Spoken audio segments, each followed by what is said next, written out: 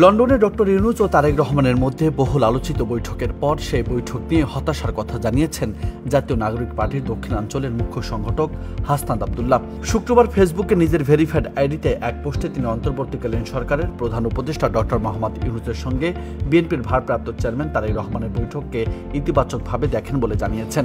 হাসনাতের ওই পোস্টে মন্তব্য করেছেন এনসিপির নেতা নাসিরুদ্দিন পাটোয়ারি। তিনি তার মন্তব্যে সাটায়ার হিসেবে লিখেছেন, হাসনাত, ভোটে জেতা এত সহজ, মেম্বার ইলেকশন করলে তো জিতবা না, আগে মেম্বার ইলেকশনে জিতে দেখাও। নাসিরুদ্দিন পাটোয়ারির ওই মন্তব্যের জবাবে হাসনাত আব্দুল্লাহ লিখেছেন, আপনাদের সরকারকে মেম্বার ইলেকশন দিতে বলেন আগে। তাদের এই কথোপকথনে অনেকেই মন্তব্য করেছেন। হাসনাত তার ওই পোস্টে উল্লেখ করেছেন, এই সরকার শুধুমাত্র নির্বাচন দেওয়ার জন্য তত্ত্বাবধায়ক সরকারের কোনো রূপ নয়, বরং একটি অভ্যুত্থানের উপর দাঁড়িয়ে, দেশের মানুষের অসংখ্য ত্যাগের উপর দাঁড়িয়ে, জনগণের আশা আকাঙ্ক্ষা কাছে দায়বদ্ধ একটি অন্তর্বর্তীকালীন সরকার।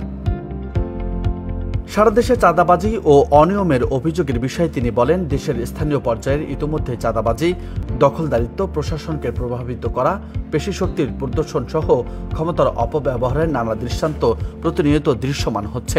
এই অবস্থায় অন্তর্বর্তীকালীন সরকারের অন্যতম বড় চ্যালেঞ্জ নির্বাচনের জন্য লেভেল প্লেয়িং ফিল্ড তৈরি করা, যেটা নির্বাচনের অন্যতম আরেকটি পূর্ব শর্ত। হাসনাত বলেন, নির্বাচনের মাস এপ্রিল কিংবা ফেব্রুয়ারি যেটাই হোক না কেন, তার চেয়ে মুখ্য বিষয় হচ্ছে নির্বাচনের পূর্বে জুলাই সনদ দৃশ্যমান, বিচার এবং মৌলিক সংস্কারগুলো হচ্ছে কিনা সেটি নিশ্চিত করা।